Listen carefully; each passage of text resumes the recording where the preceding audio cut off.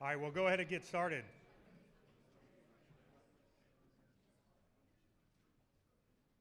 All right, so thank you all for showing up today. Thank you for everyone that's virtual. At this point, we have over 177, 180 people that are attending virtually or in person, so that's awesome turnout. It shows the strength of our industry. Wanted to thank Kyle and the AGC for their partnership with A4LE, and especially William and his whole team for the amount of work that they did to put all this together. I mean, it's an exorbitant amount of effort that consumes pretty much his entire day for weeks on end. A reminder to the A4LE people, the Gulf Coast board elections are out there. If you have not voted, if you're a voting member, please sign in and make those selections. The other piece is, at this time of year, as we all know, is the educational foundations have a lot of their sponsorships, events, and given the year that we've had over the last 18 months, a lot of those foundations are needing our support. So please reach out, figure out how to volunteer or support the event, whether it's golf or some other fun event. Choose your picking. Same goes for 2020 was pretty lax when it came to bond programs, to say the least. So as you are involved in your communities, as you're involved in with your clients, figure out what needs to be done to support them and the community in getting these bond programs passed. That is the epitome of how we all pay for our families and put food on the table. So it behooves us all to get involved in making the phone calls, volunteering, donations, whatever it may be. The big thing that's moving forward as the partnership with A4LE and AGC and John Marshall as the chairman of AGC Houston, and I and Kyle and William and Jerry have been talking, is reinstating the A4LE AGC Joint Task Force, which has been paramount over the last decade on creating best practices, contractually, bid processes, guidance to both, well, I shouldn't say both, but all contractors, architects, clients, program management firms, et cetera. And so we're working through the details of what that means to make sure that the committee is accountable and the people are showing up. And it is voluntary, but it's also a lot of work. And so we can't just have people not show up when they say they will. So at that point, anything that you all want and you're thinking in your mind when it comes to that is the future best practices, things that we need to update on the white paper. Please feel free to reach out to William, Kyle, myself, and really try to figure out what we need to focus our organizations on to be better. So with that, Kyle. Thanks, Dillon. Good morning again, everyone. Welcome. Thanks for attending, whether you're in person or virtually. We appreciate you being here for the AGC A4LE joint meeting. You know, we're very excited to get together and bring you some great content today. I think you'll enjoy some of our speakers and our panelists. We got some good topics to cover that are relevant to everybody in all of our daily lives. Before we get started, I want to thank today's sponsors for the event. First, our lunch today was generously sponsored by Duratec Inc. Big thank you, Duratec.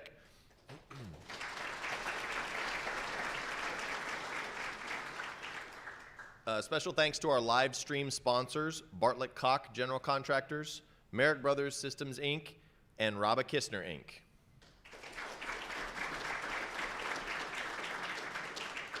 And finally, another thank you to our event sponsors, Alpha Testing, Atlas Consulting, Pogue Construction, Satterfield and Pontikes Construction, and Vanir Construction Management.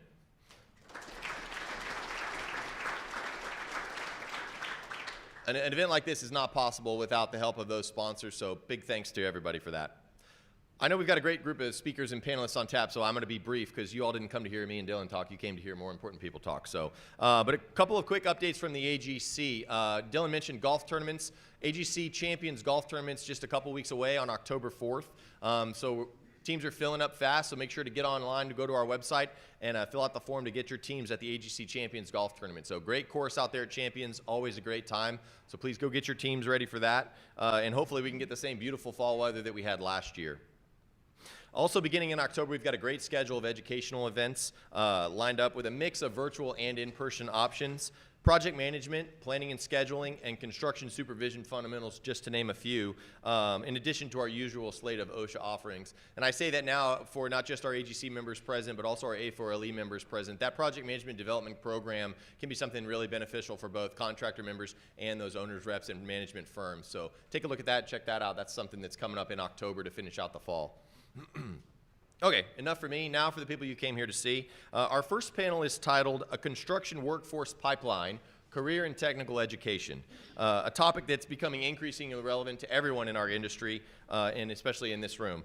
I'd like to introduce our moderator for this morning, who has done tremendous things to advocate for the workforce in Houston, Mr. Peter Beard with the Greater Houston Partnership, and the rest of our panel.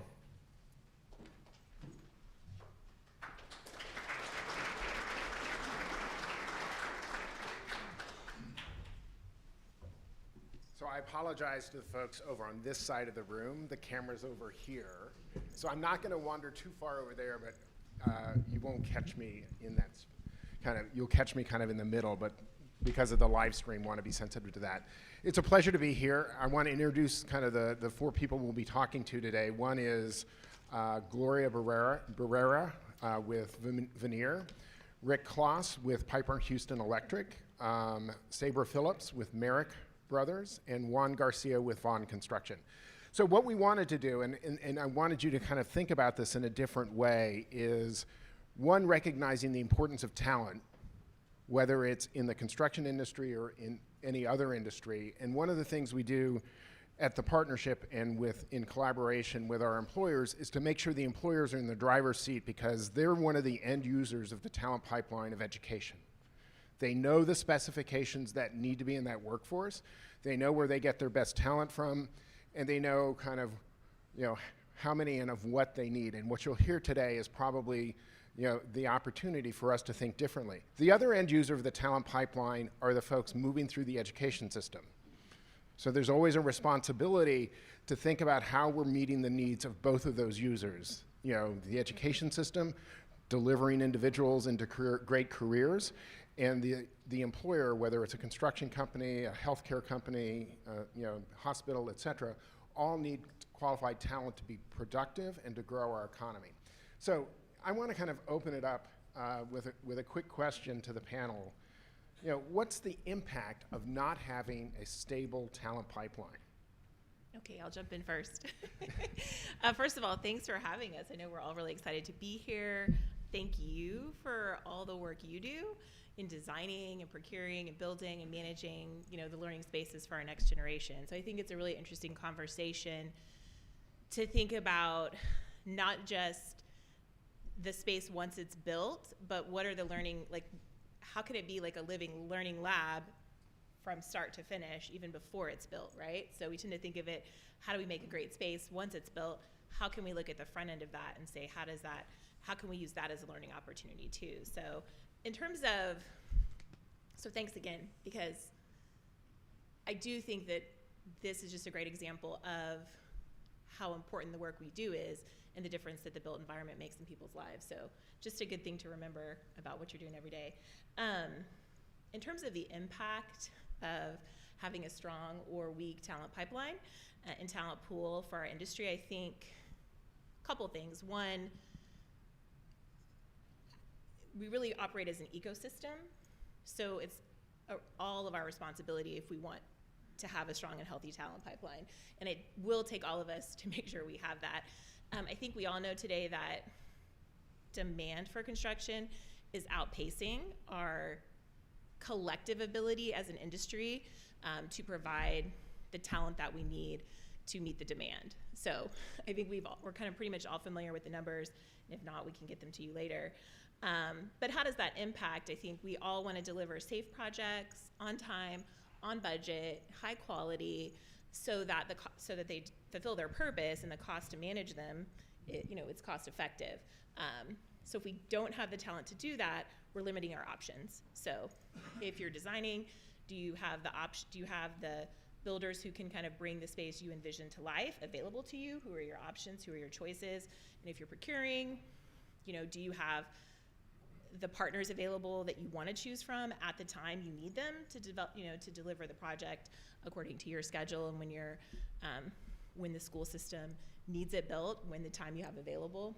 So again, not being able to secure enough talent fast enough to meet the demand kind of limits our choices and affects us in many ways. I think that some things to think about are, just like we want to fulfill the customers and our owners' needs around safe, high quality, on time and on budget projects, what the workforce is looking for, what our talent is looking for, and I think Rick's going to speak to this maybe a little bit more, is the same thing regardless of industry. Do I have a safe place to go to work? Do I have a fair and consistent wage that I can count on? Can I take pride in my work? And am I respected in return by others for the great work I do, the value I contribute?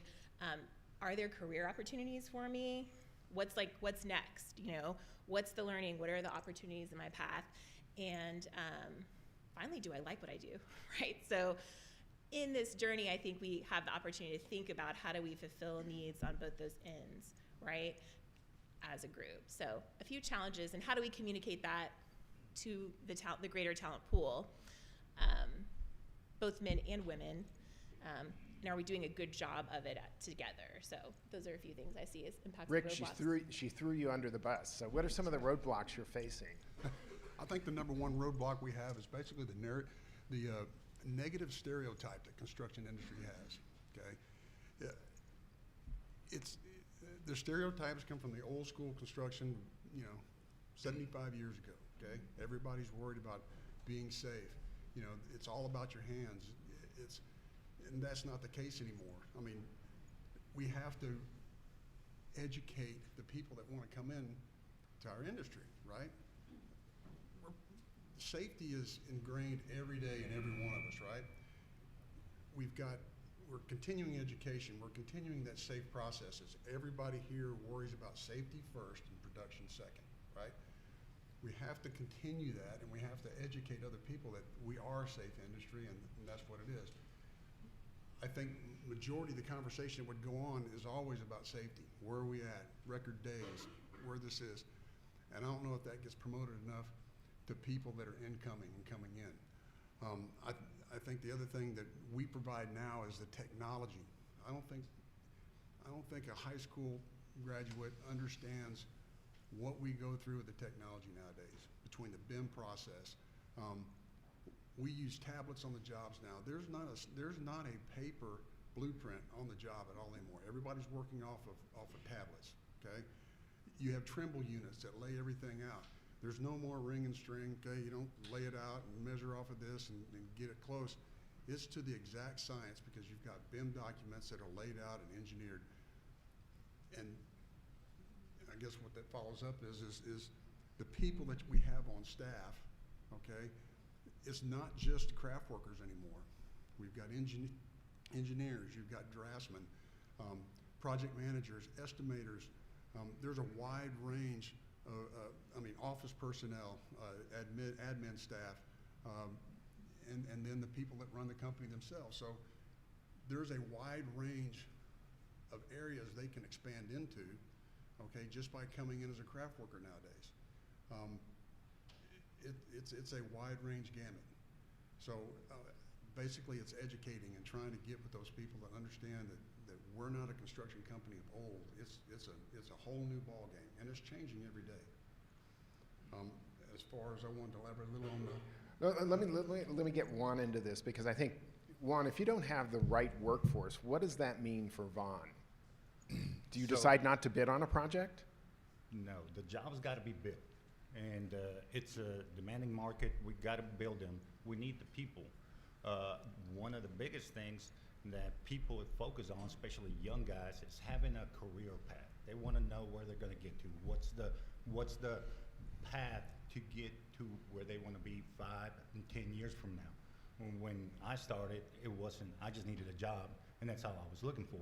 These kids nowadays, they want to know where they're going to get to. So we put in internships and apprenticeships and mentorship from the guys that we have on our staff to show that road to those young guys. Show them what it's going to take to get, and from one year to the next, what the skill sets they need to acquire to get moving on their career. So it feels like there are a couple things. One, the craft professional is a big part of the activities of construction, but there are huge other opportunities because your companies in and of themselves, with HR staffs, with finance staffs, with procurement, selling, business development, all those things show up, so that becomes kind of a set of opportunities.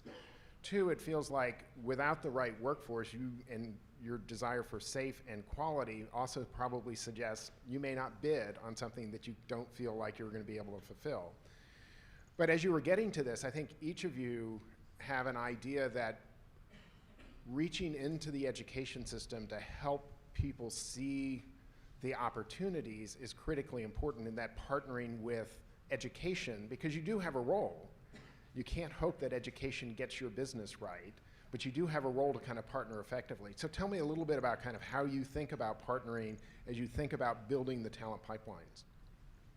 Peter, if I may, if the panel could talk close to the mic, the virtual are having a hard time hearing. Okay. I know hopefully it doesn't blow all our ears out, but they can't hear, so thank you. Because you hinted at it, Juan, which is internships, but I'd be interested in what you all think as construction companies your role is in partnering with education. I can take it. Okay, so I think it's a great opportunity if we partner with the schools and teach them who we are and what we do. Like we were saying a little while ago, that we're not a construction from 70 years ago. We put a lot more focus, even this past 18 months during COVID. In the construction industry, we put a lot of thought into implementing policies, procedures to keep our people safe. So that would have not been done 70, even 50 years ago. Even throughout the pandemic, we kept our workforce safe, and we kept working.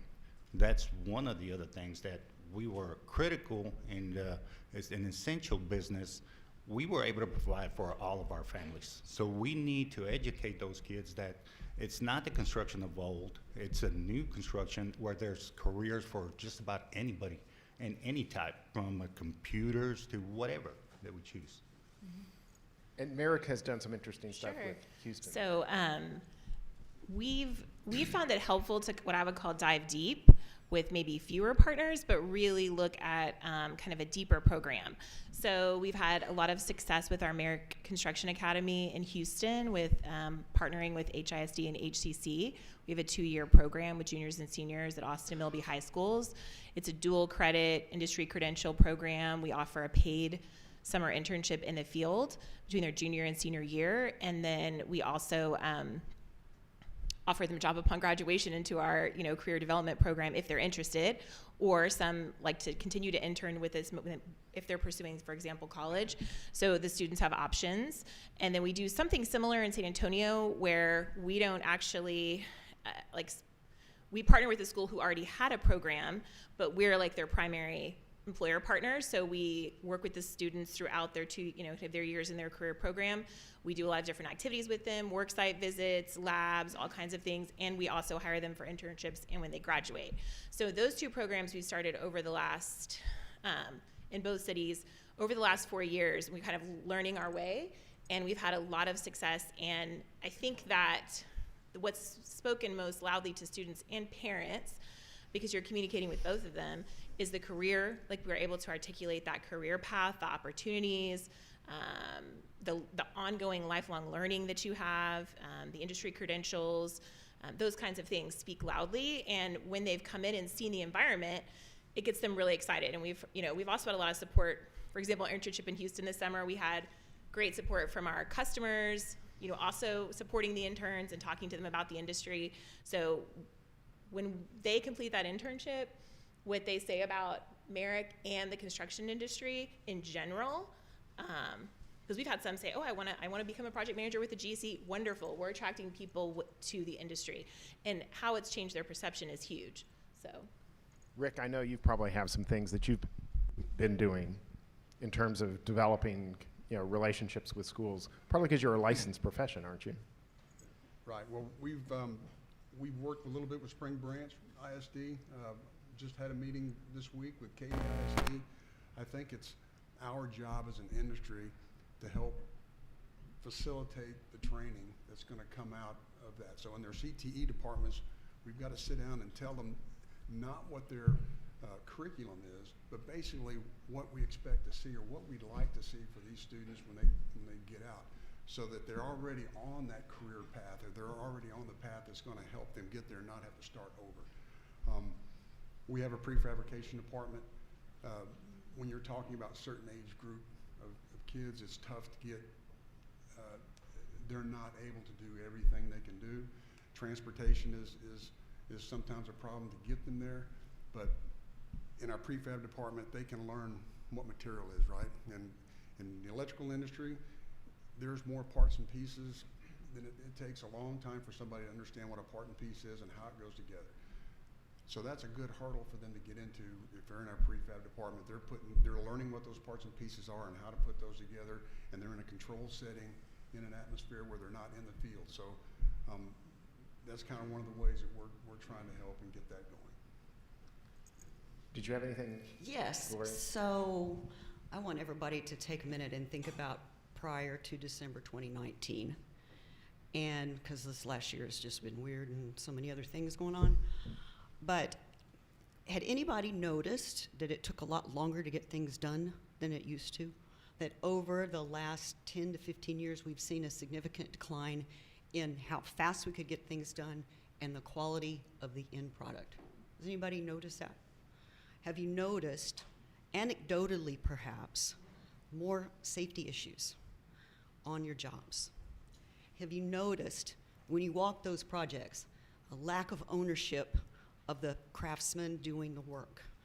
And have you noticed that the trades, those same companies you may be working with, you got one crew, and then you got a different crew, and then you got a different crew? That's what the lack of workforce pipeline is doing. And I remember sitting, not in this building, but in the AGC building, and hearing Pat Kiley tell us this 15 years ago. We got a workforce problem, Houston. We got a workforce problem we need to work on. He was right. And some companies have done a lot, and they're represented up here, to really try to make an impact on that.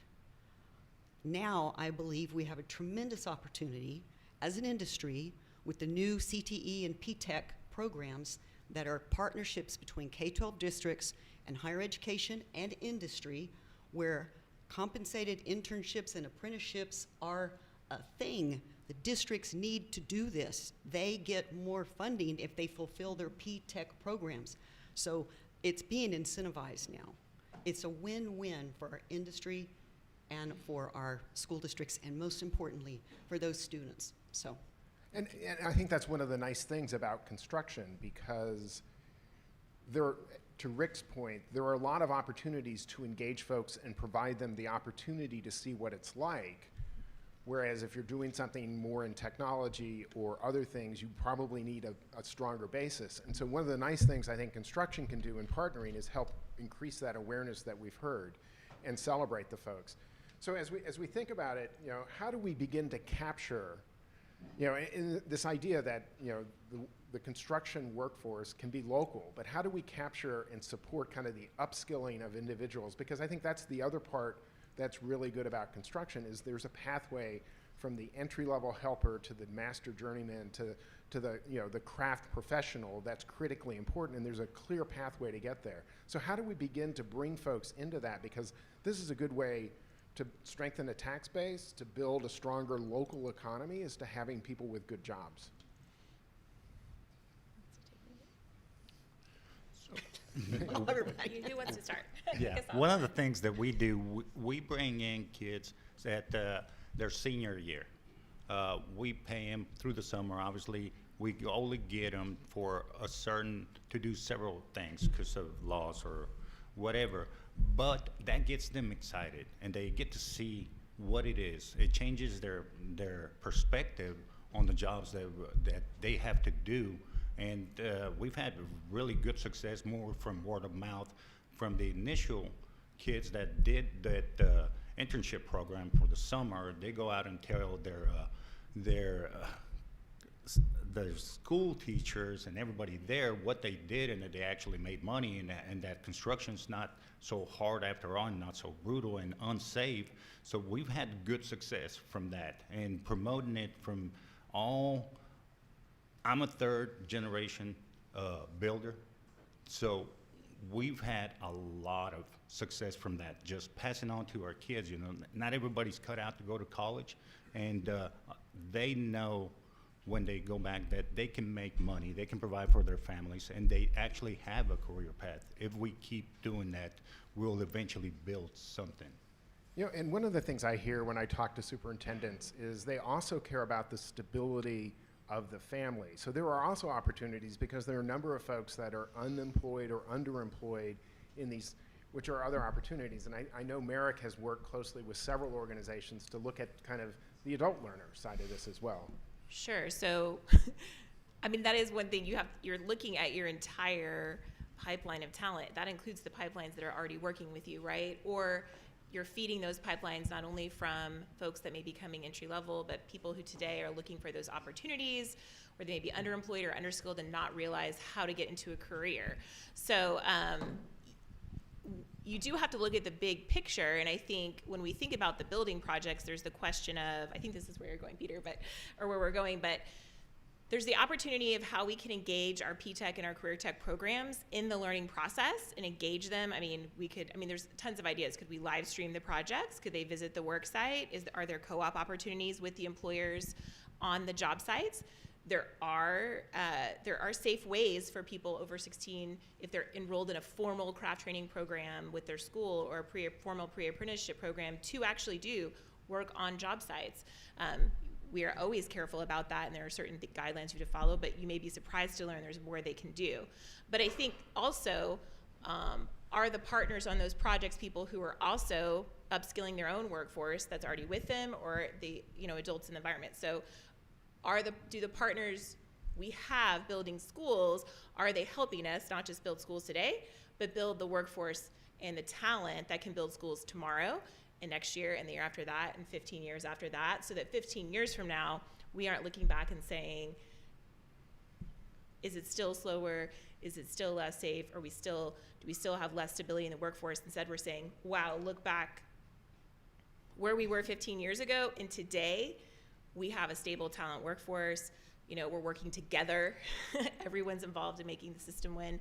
But yeah, there's a lot of community partners and organizations where people are willing to work. So if companies have good ways to train and develop people, it doesn't matter who you are, you can feed them into the pipeline. Yep.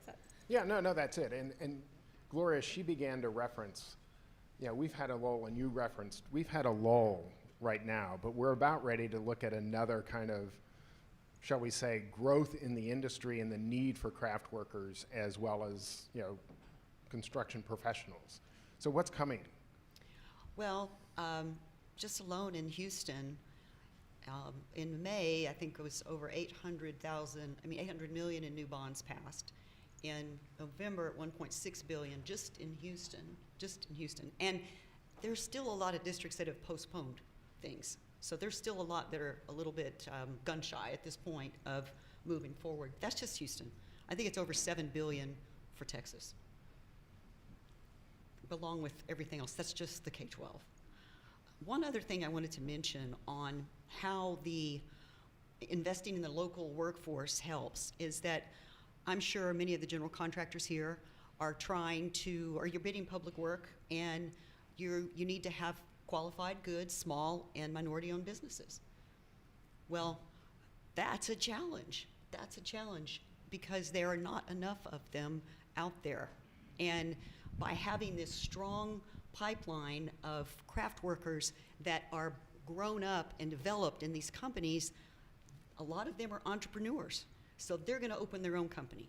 That's going to happen. They're going to open their, their new business in Rosenberg. They're going to open their new business in Baytown. They're going to open their new somewhere in a community because of the training they've gotten. Because a lot of those young people really want to be their own, have their own business, but they can't if they don't have the training.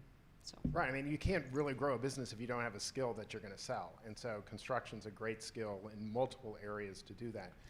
I put out on the table just a set of books that we published as a result of our build out of our new office. And one of the things we wanted to do was celebrate the craft worker that actually built it, because in many cases, they get together at the very beginning for the safety meeting and safety luncheon, and depending on the sequence, they may never see the final product. And so we had an opportunity to celebrate the craft workers, and that's what that book is. And feel free, at some point, if you want to take one of those with you, go ahead. But it was an opportunity to remind folks that they're celebrated, because Houston wasn't built from behind a desk. It was built by folks that were, going into the field and building it. So as we kind of begin to bring this to a close, one of the things that I learned very early on in my quick foray into the construction industry. So I used to work for Habitat for Humanity. So I forayed into that, and the founder of Habitat used to say, I've tried asking for money and I've tried not asking for money, and I'm much more successful when I ask.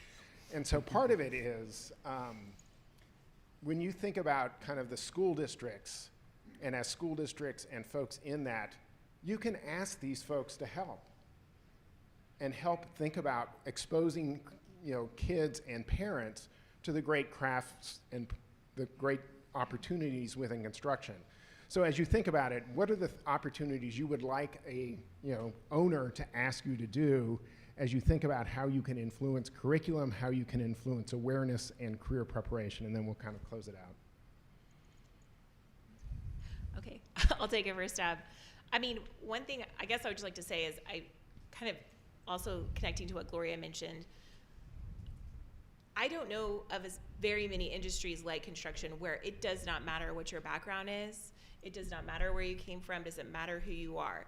If you work hard, if you show up, if you do a great job and you're competent, the sky is the limit.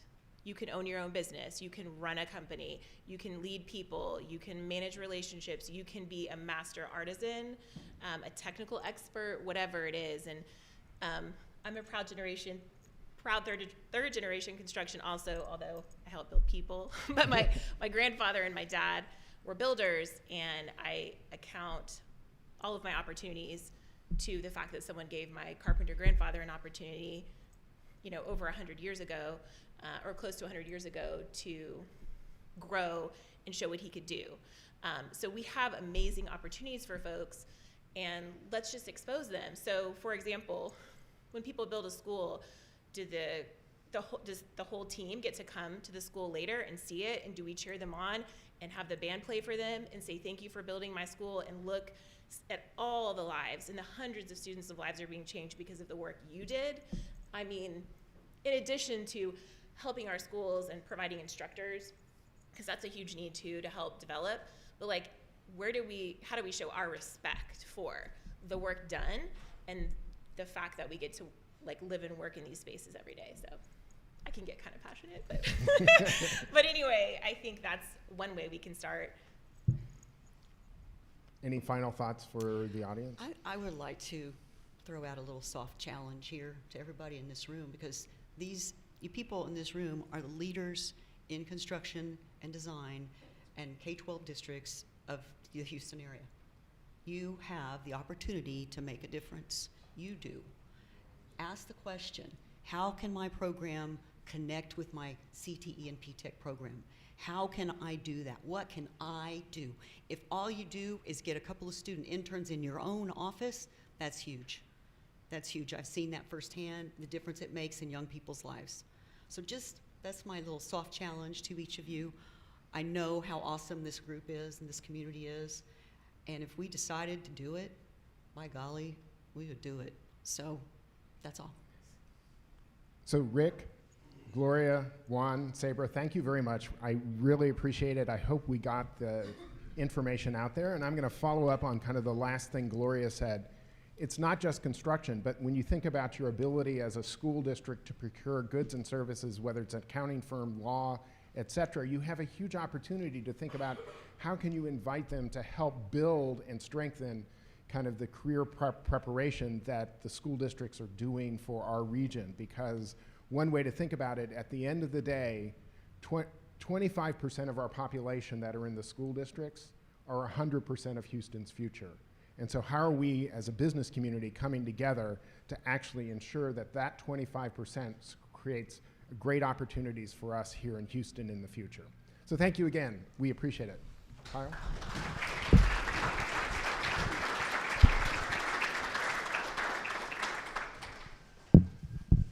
Thank you very much, Peter, and the rest of our panel. We appreciate that.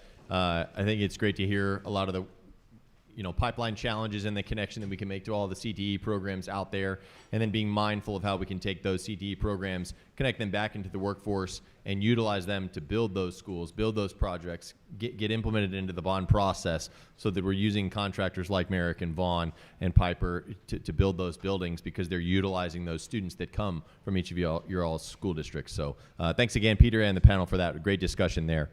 Our next speaker, with a little TEA update, I'm going to introduce Kerri Brady with Huckabee.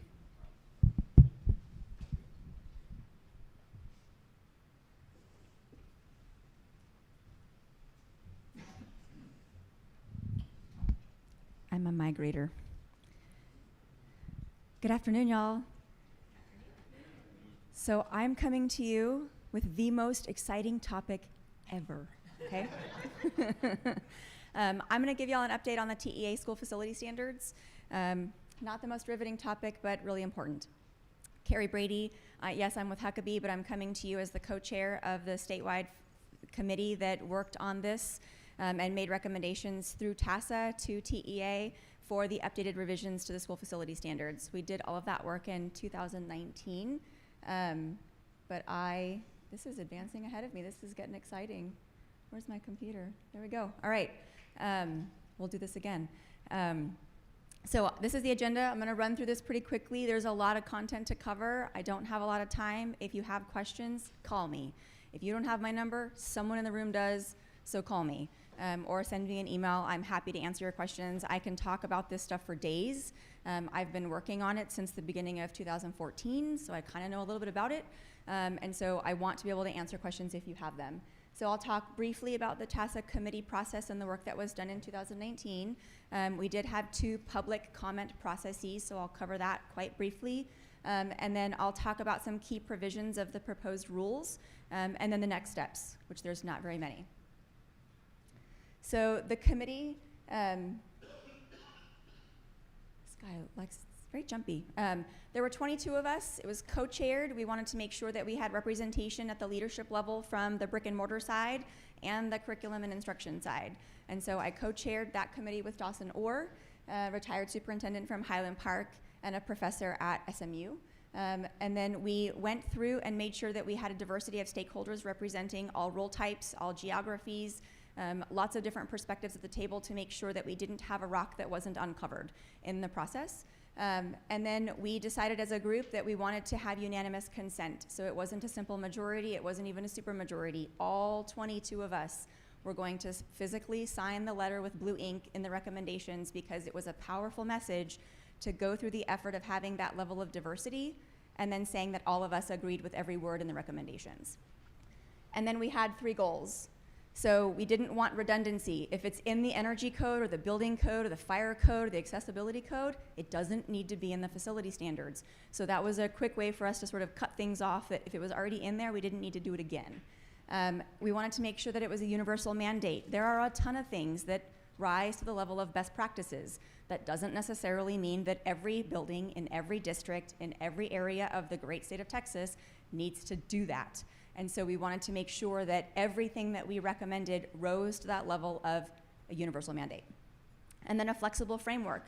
We kind of half joked that it would be really great if this version of the rules made it 25 or 30 years without having to be ceremoniously shredded and started over, because they were flexible enough to allow education and construction to evolve over time and yet the standards could stay intact the way they were proposed with small iterations here and there as needed. And we had 15 subcommittees. So we had the committee who was making the recommendations to TASA, and then we had 15 subcommittees, all centered around different topics the committee felt were really important to talk about. We had 95 participants in the subcommittee process. So about 125 people total with some subject matter experts were a part of that process in 2019.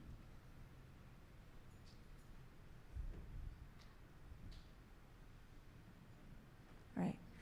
So this is a rough timeline just showing the notion that there was this merging of processes between what was happening with this committee, the statewide committee working on the school facility standards, and what was happening in the realm of safety and security.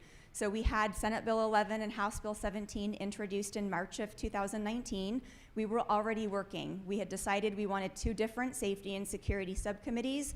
So we were tackling life safety as one focus area and active threats as a separate focus area in the subcommittee process.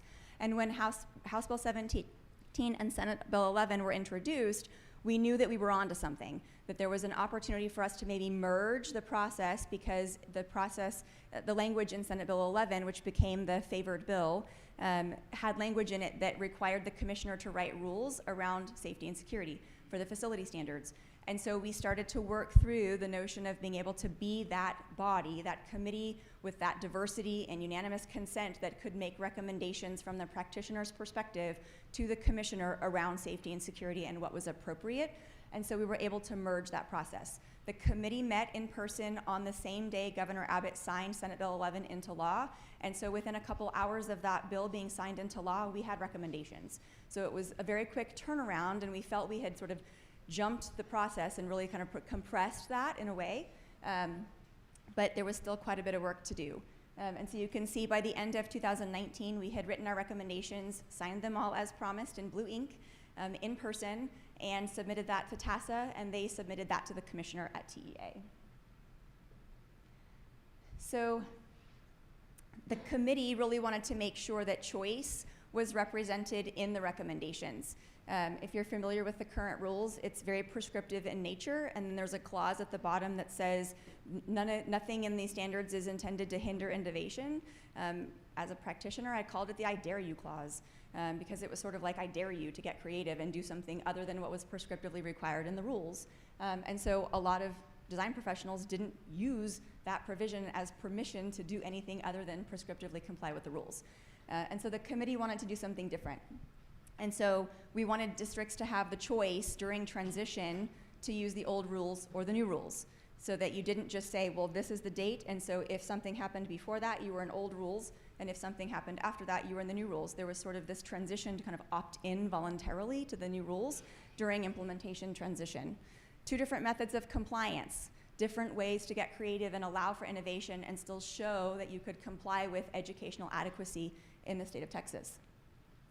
And then I'm going to skip down to the quantitative method in looking at that distribution of square footage. And so the notion that right now every instructional space has to be, if it's special education, 400 square feet. If it's K1, it's 800. If it's above second grade and older, it's 700 square feet. So every space sort of had that minimum space requirement. And now it's just, if I have X number of students, 1,000 students in my school, and I need to do, there's a matrix, 36 square feet per kid or 42 square feet per kid, I'm looking at an aggregate of 36,000 or 42,000 square feet of instructional space needed for kids.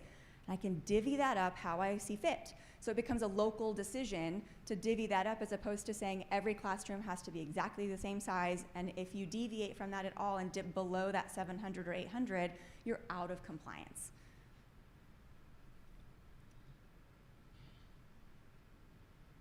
So the public comment process, we submitted everything to TEA. It got to them in the end of October. And we went through public comment round 1. Obviously, we know what happened in February of 2020. And so we went into our first round of public comment May 15th. They made a modification because of the pandemic. It would be a 45-day public comment period as opposed to 30 days. Anything that was not statutorily prescribed to be 30 days, they made it 45. So people had more time to participate because we were obviously focused in a lot of other areas. And we received 18 public comments. And there's been a small working group kind of working through with TEA all of those public comments to make sure that recommendations were made for revisions, all of that. Those public comments brought up some really great points that the committee hadn't thought about. And so it was important that we had those conversations with TEA to say, we need to pull the rule. We need to make some real changes, some structural changes to the proposed rules, because these public comments, the process is working, and we got really good feedback, and so we need to go in and make some changes. And so we did, and we spent months working on all of those proposed revisions to put those back in front of TEA. And so we did a second round of public comment in April of this year, and it was back to the normal 30 days from April 9th to May X. Clearly I didn't update my presentation. And there you go, thank you. The 10th, and we received 8 public comments. And so we worked through all of those, and there were a couple of them that were minor in nature that we could go in and make a couple changes. And so we made some proposed revisions to those rules and submitted them to TEA, and so they've been working through that process. So I'm going to touch on these key areas. This is sort of the technical content of the rules. If the first part of this wasn't fast, it's going to get a lot faster. So trigger language, implementation date, safety and security, they're in there, methods of compliance and administration. So trigger language, we're familiar with major space renovation and new construction. That's the current rule language, and so if you have a small project, if you have a chiller replacement job, if you have something that doesn't necessitate or rise to the level of a major space renovation or new construction, the rules don't even apply. Not anymore. And the reason that is the case is because of safety and security. If you make a huge infrastructure investment in your campus, it should be safe and secure. And so you get that sort of triggering of the safety and security components regardless of the type of project that you have. So under the proposed rules, if you have to hire an architect, which is $50,000, right, and certain moving of partitions and making revisions to egress, then you're triggering the rules. It's not a major space renovation anymore. It can be any small project that requires an architect under the statute. You're doing the rules. If you have to hire an engineer, mechanical, civil, structural, it's $8,000. I think I put it in here, yeah. Those are very, very low thresholds. They all trigger the rules now. And so this is going to be a new way of thinking about the sort of overall jurisdiction of the rules. They cover a lot more projects than they used to. Implementation date, we're targeting October 11th. Don't put it in stone just yet. I've been waiting for this date for a long time. I've got my fingers crossed. But there are 3 different actions that matter with the implementation date. So if you think of October 11th, we'll use that for now as the line in the sand. If the school board calls a bond election or adopts an M&O budget with a line item project, name budget, like a real project, not we allocate $3 million every fiscal year to construction, that's not a project, okay? That's just an allocation of money. But the notion of this is if there's public action that locks a school district into a budget and a project, a scope and a budget with the community publicly, then they should be able to lock into their rules, okay? So if either of those events occurs prior to October 11th, then the school district has a choice, okay? They can go old rules, they can go new rules. Or if you have a fully executed contract or a contract amendment to an existing contract, fully executed. That's not one signature, that's more than one signature, okay? Fully executed contract. So if you have an Office of Civil Rights project that pops up, if you have a maintenance request that pops up and becomes a real project, that's that third one. If you have that fully executed contract and that's all in place, ready to go before October 11th, then you have the choice, old rules, new rules. If any of those things don't occur prior to that effective date, you are in the new rules. Okay, so that allows for that transition, because if your board called a bond election in 2019 and you're not starting a project until 2021, you're locked in to that budget and that scope from 2019. That's when your public sort of married up to the numbers you told them. And so we wanted to make sure that we honored the fact that that was a challenge. And the districts can opt into the new rules if that happens prior to October 11th, but they can also opt into the old rules and volunteer into the safety and security requirements, okay? Because the next project's gonna trigger those safety and security requirements anyway. And so if it makes sense to spend safety and security dollars allocated in the 2019 bond under the new rules voluntarily, spend the money that way. It makes really good sense. So we wanted to encourage districts to do that. Looking at safety and security, there's a couple definitions that have been added to the rules. A primary definition, there are 3 different ways in which a door can be defined as a primary entrance. I'm not gonna read them. We can make these available to you so you have them. But there are 3 different ways to do that. And the first definition, let me go back. The very first definition is the front door. Every single school building has at least one primary entrance. You cannot get away from it, okay? But there may be others depending on if you have other programmatic and policy practices. You have a secondary entrance, and I'm gonna skip it for a second, and you have a non-designated entrance.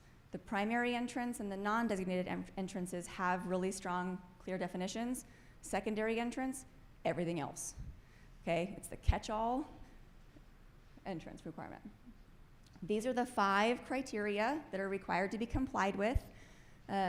The first 2 are distinguished because every single project has to comply with them. Okay, communications infrastructure, it's in the education code, 37108. It went into effect September 1st of 2019, requires that every teacher have access to emergency response. It can be a cell phone, can be a voice over IP phone, it can be a Nextel wave radio, it doesn't matter, it can be an app, doesn't matter, they have to be able to contact emergency responders. This is an opportunity to make sure that if a campus falls out of compliance, that project that triggered the rules is the next opportunity to get that project back into compliance without whacking districts with a stick, okay? This is a great way to encourage folks to get back into compliance. The second one is access control. It's the notion of exterior door locking and the designation of primary, secondary, and non-designated entrances. It is our way, the committee recommended that one of the requirements be that all doors be locked during school hours, and TEA Legal said you can't do that because that's regulating behavior. The commissioner doesn't have the jurisdiction to do that. He only has the jurisdiction to regulate the building and construction of the design and construction of facilities. So this was our way that if you lock your doors during school hours, that door magically becomes the secondary entrance, okay? And it doesn't trigger other requirements. Exterior door numbering, all exterior doors. Fire riser room, doesn't matter where the door goes. If it's an exterior door from an interior space to an exterior space, it has to have a number on the inside and the outside, okay? Security cameras are required at primary entrances and secondary entrances, and visitor management is required at primary entrances. So if you don't want to do all that visitor management stuff at primary entrances, if you lock your doors during school days, magically they become secondary entrances and they don't have to have visitor management, okay? That was our way of doing that. And then access control, it's a drawing. So it's that designation of primary, secondary, and non-designated entrances. It goes back into the long-range facilities plan so that the district at the end of that project has that record of what doors have been designated and making sure that all the right safety and security requirements comply with those definitions. And then the committee thought that it was appropriate that a very small project not end up with a really large safety and security price tag and then kill the project so that you don't get the upgrade and you don't get the safety and security. So we implemented or recommended a bracketed approach. And so this is the price breakdown. And so 0 to 1 million, again, like I told you, those first 2, communications and access control, they're required. It's documentation, they're essentially free. No cost associated with them. 1 to 5 million, you do those 2 plus 1 more. And if it's 5 to 10, you do 2 more. If it's over 10, you do all of it. And the district gets to choose. And partial compliance is not full compliance. So if it is most advantageous for a district to look at the security camera coverage and say, I'm 85% in compliance based on the rules, getting that last 15% counts for one of those plus ones. Okay, you don't get partial credit and you have to go for a full credit. You can get into full compliance with one that you already partially comply with and comply with the rules. And then methods of compliance. So 2 different ways. They are not substantially different at this point in time. This is a structural change to the rules, but as education continues to evolve, the qualitative method will continue to evolve, which means the 2 methods will start to diverge more so than they do now. But again, it's all about aggregate compliance. So square foot per student times the number of students the campus will serve, that's your minimum aggregate instructional square footage. And then these are the kinds of spaces that you're allowed to use to comply with that aggregate. And there's a slightly different list for the qualitative method for that aggregate. Administration. So a big change after public comment 1 was to go in and make the rule look like a rule. The committee didn't know what that was. We'd never sort of seen how the sausage was made in the rulemaking process, and so there were a lot of structural changes made to the formatting of the rules so that they were more in line with the way the administrative code reads in other sections. We went through the painstaking detail of working through all of the different liabilities and certifications. So something that will matter to this group, there are a lot more signature lines on the certification page because we're certifying to things like long-range facilities plan and ed specs. We're certifying to things like I built this or designed this in conformance with the rules or the contract documents, depending on who you are. And I certify that the things that I did work with the requirements of the safety and security provisions because those were not in there before. Okay, so there's lots of signature lines for the owner, the design professional, and the contractor now, much more than there was before, with just one for everybody. There's a lot of cross-referencing with procurement of design professionals and contractors, making sure that for school districts who don't do this very often, it can feel like if I comply with the 4 corners of the facility standards, then I'm good. But there's a lot of other things that are tied to, right, in the notion of procurement that we wanted to make sure that we left breadcrumb trails to school districts to make sure that they understood other areas in which they needed to comply. So a lot of cross-referencing there. And then coordination with existing codes, working with all of those components to make sure that they spoke to each other. And the last thing, next steps. TEA is in the very final stages of rulemaking. There is a legally required 21-day notice period of time in the Texas Register that we anticipate will happen this month, and we're targeting that October 11th effective date. So they're doing their part to get this across the finish line, so be on the lookout with the Texas Register. When we get it, we'll certainly notify everybody and let everyone know that it's there, but it will be that 21-day notice period to let everyone know that it's going into effect. So with that, I know there's not time for questions, but like I said, find my cell phone number and call me. I'm happy to answer questions and talk about this to whatever extent necessary to make sure that you feel comfortable, that you understand what the impact is to your organization. Thank you.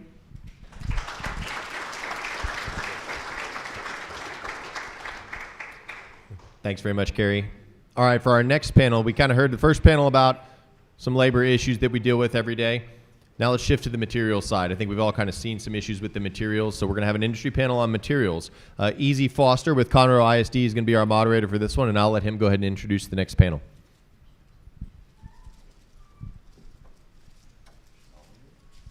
Thank you, Kyle. I appreciate y'all having me up here. I am Easy Foster. I'm with Conroe ISD. We're a little fast-growing district just about an hour north of here, and what I like to lovingly refer to as South Dallas for all y'all that don't come see me. But I would like to actually let my panel introduce themselves when they get set down. I know we have one alternate person on here, so we'll let the alternate start with his own introduction. According to that, I'm Danny Brewster, but in real life, I'm Mark French with IBI Group. I'm Steve Alloway with Huckabee. Melissa Fleming with VLK Architects. And I'll remind you, lean into the microphone so everybody can hear you online. So we are going to talk to you a little bit today about something that I know we've experienced in Conroe in our current projects, the ones that are in progress, the ones that we're planning. But it is supply chain issues. I mean, so it's material delays and deliveries. I mean, but I want to say it's not limited to construction. I mean, I've been trying to find chicken nugget Lunchables for the last month at HEB. So my youngest daughter's about to starve to death because she won't eat anything else. I mean, but you think back to the great toilet paper shortage of 2020. So now it's an Oscar Mayer shortage of 2021, amongst other things too. So if you'll indulge me, I do have a few questions, and I'm hoping to spark some conversation. I mean, we are running short on time, but we do want to have conversation if there's any questions from the audience. But just throw this across the table. It says, what materials have we seen delays in recently? what materials have we not? Yes, right? Yeah. I think every project has a different demand. I mean, steel, cold rolled products, drywall, concrete even. I mean, HVAC, you keep going down the list. Yeah, roof insulation. Yeah.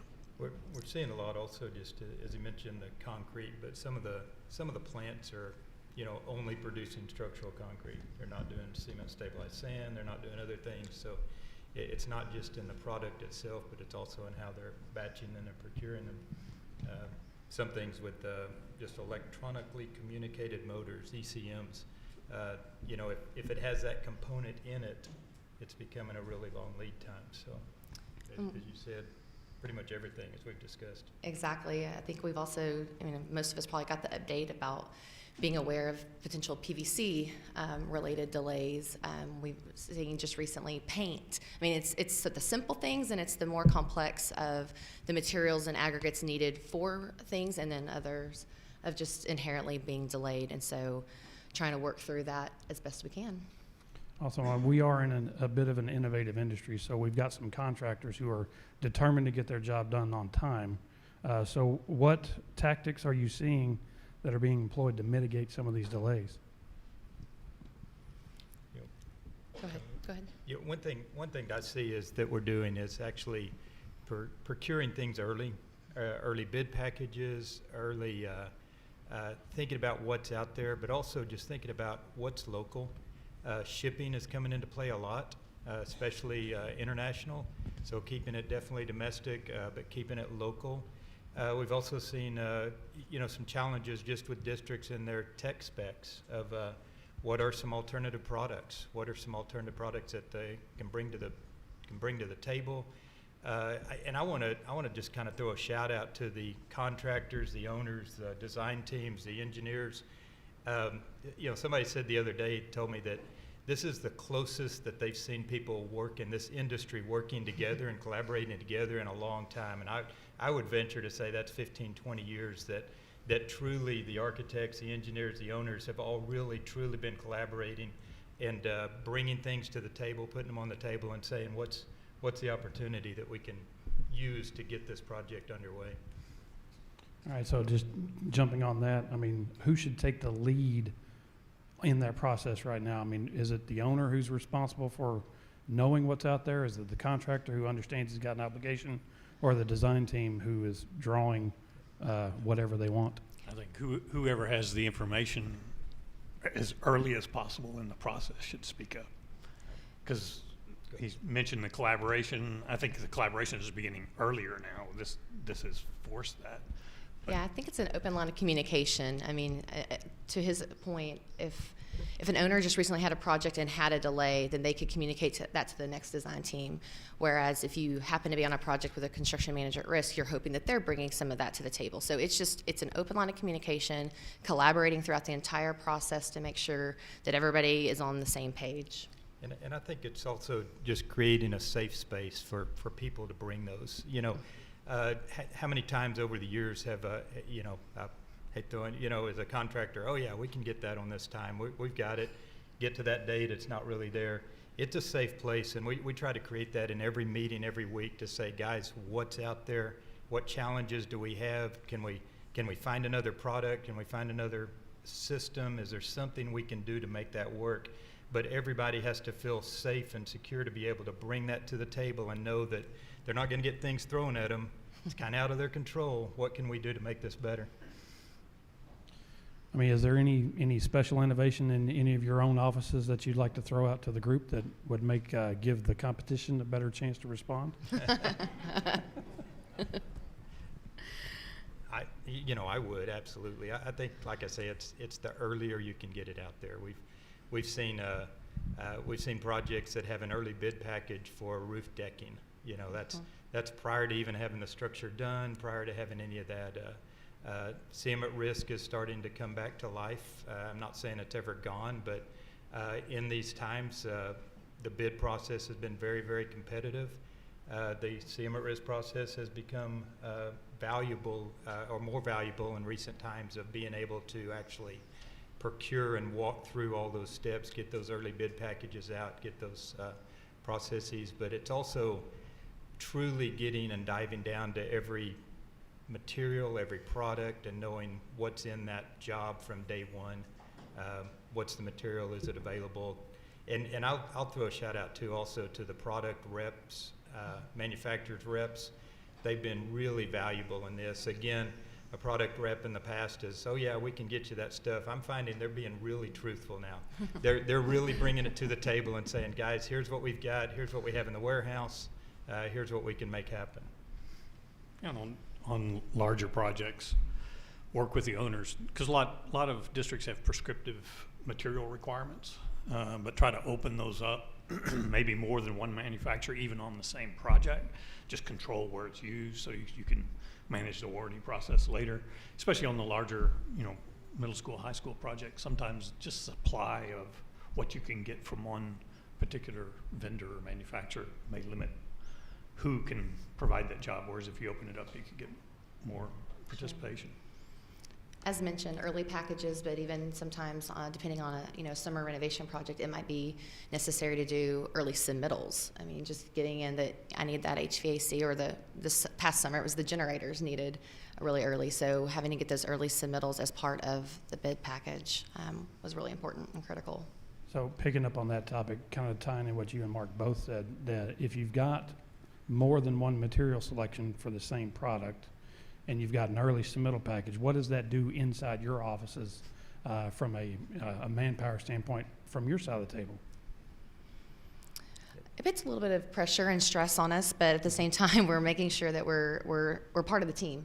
We are just as responsible to deliver the project on time.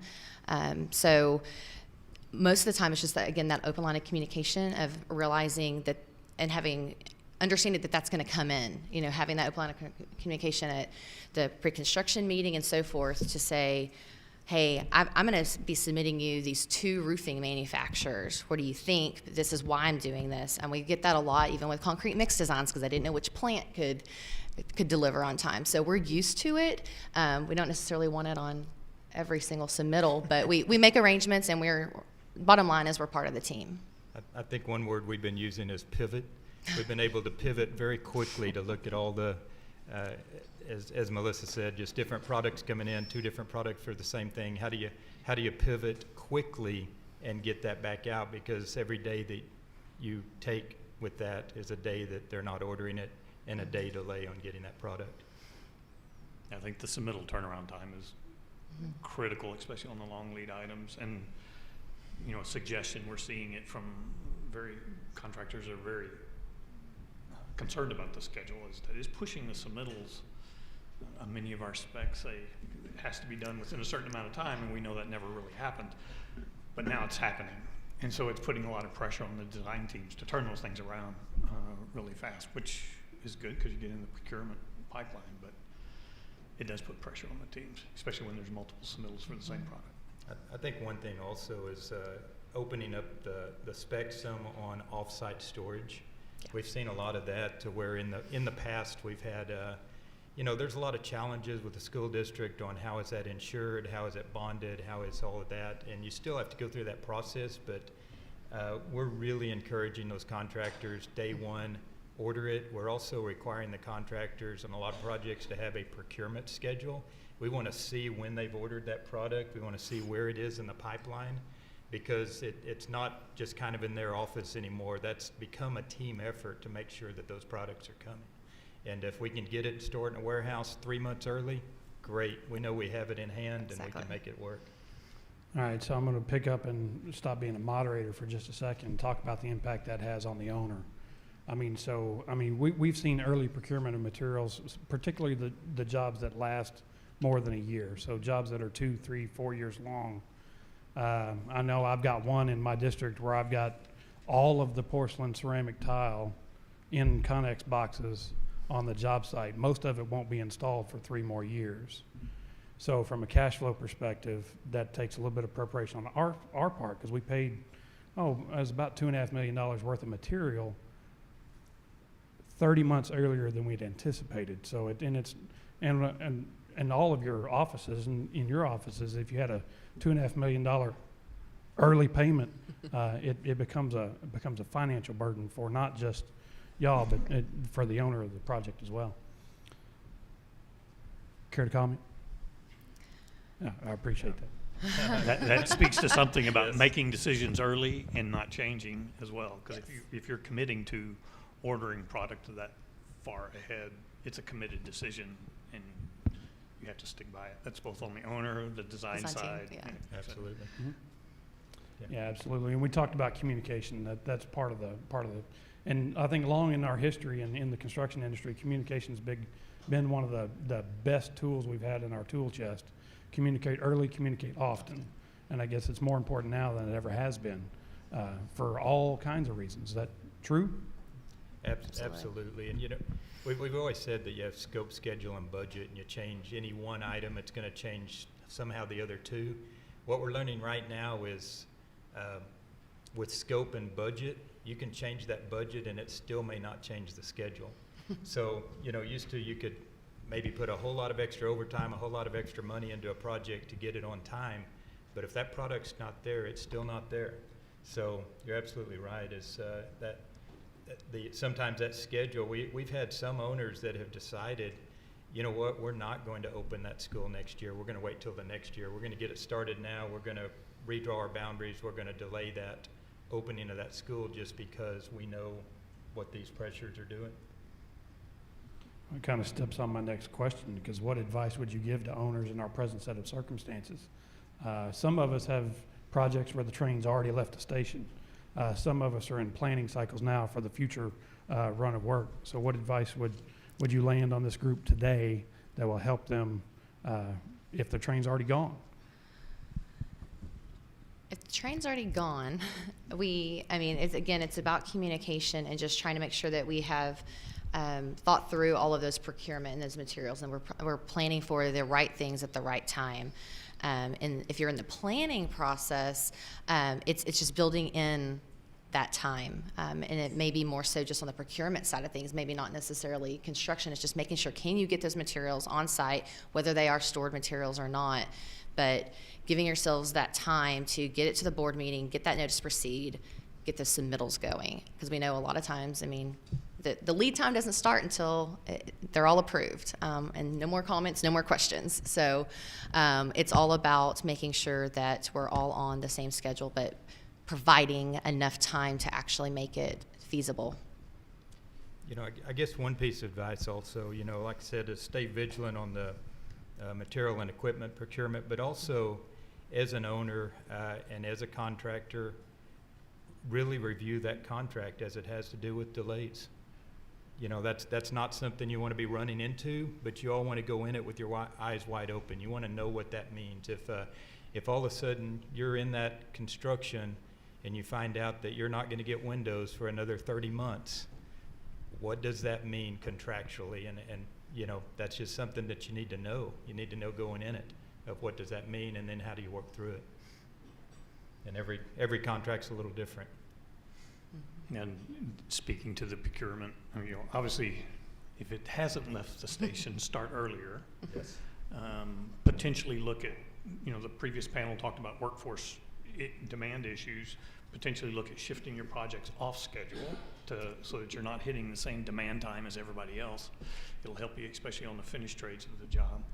But if it's already left the station, we've seen jobs where submittals come in and they're late, which isn't terribly surprising, but they're late. It's being procured late. The subs are being bought out late, or at least a few of them. They get a rejected submittal and they back out of the job, so they're not interested anymore. So getting the job bought out early and those submittals in really early especially if the train has already left the station, I think is critical, because I think some of the subs are not really committed to the job if it ends up becoming a problem child to them. So. All right, so buying out a job early is something we talk about in our office a great deal. But what happens, and maybe this is the wrong forum to that, but does this put the burden on the contractor to perform that diligence earlier in the process? Because I've heard, haven't seen it personally myself yet, but I've heard of subcontractors not even signing their subcontract till they're ready to deliver. And when we run into that kind of problem, what is our team supposed to do? That is a challenge. I mean, yeah. But we have been seeing that. We've been seeing subcontractors holding off for that final number. The general contractors in that case are truly plugging those numbers and putting that in.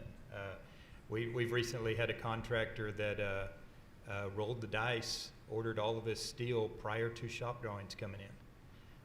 As you know, we do design drawings. Shop drawings are there to actually do the final detail, do all the ins and outs, and truly look through that specifically. In that particular case, there were a few items that needed to be changed, a miscellaneous angle here or raising a brick ledge here, that sort of thing. But the owner was on board with that up front. So there have been a few additional costs, I'll say, but that owner's getting that building and that contractor's getting the steel, and we've had to change some details in order to make that work. So there are a lot of interesting things coming in, and you're right with the subcontractors. They're wanting to know that I don't want to say guarantee, our business is never a guarantee, but they want to know they have a good opportunity to succeed when they sign that contract. All right, and we've got about 5 minutes left if my time's correct, and if it's not, y'all can pull the plug on me. So, but to start with, I mean, kind of moving from talking about the problems to talk about the solutions, are there any building methods that we're not currently utilizing in our area that may help mitigate some of these issues? We're seeing more in the North Texas region that I don't see employed quite as much here, definitely not in the K-12 market, just a lot more prefab construction. Seeing some of those exterior wall systems being done in-house and then shipped to site and erected. And so that's saving quite a bit of substantial time on that end, but it still comes down to the materials and making sure that those are ready. So that's, if a material shortage still exists, that still exists, but they're able to make up that time once they have those panels built and can bring them out to the site. But really other things as far as building methods, I mean, we talked earlier about just making some design changes. It's not really a method, but just looking at when bar joist became such an issue, I think everyone pivoted, and we may have caused the same issue with wide flange or CMU. So it's just balancing all of that. But those are kind of the big things I just recently have seen and taking it into consideration. I think if those that were around back in the 80s when steel was a problem, you saw buildings shift to concrete and glue lam and things of that nature. Mm-hmm. The dynamic that's different today that you just hit on is we shift or pivot from one type to another, and we put pressure because the pressure is more widespread than localized. I know in other market segments we're seeing things like mass timber become very prevalent. I think here locally we have a jurisdictional issue because our code lag time is not caught up with those type of technologies. But I think we have to look at, I wouldn't say non-traditional or unique, but things that we don't normally do in a typical school environment. Evaluate all those building techniques, load bearing, shift from joist to wide flange or products that are more readily available, and try to get subcontractors' viewpoints on the market out as early as SD&DD, so we're designing a building that is focused on the available materials that is best that we can predict, because we're predicting 12, 14 months out. All right, so I've exhausted my list of questions, and there's some more out there, but if we have questions, we're happy to address them. But what I've heard, just kind of recap, is communication is going to be the key to this program. So if you as a contractor run into an issue, speak up quickly. If we as an owner run into an issue, speak up quickly or start earlier. I mean, so I know that's a big education on my side of the program, is to educate my own administrators who aren't construction folks that we've got to start earlier and start sooner. But the further we get away from the end zone or the end date, the more nebulous our crystal ball is. I mean, it's more cloudy. I mean, so there's always an unintended consequence for every solution, which we're going to hear a little bit more about with our next presenter, if I'm not mistaken. But I've got no more to add. So, Kyle, I appreciate your time. Thank you.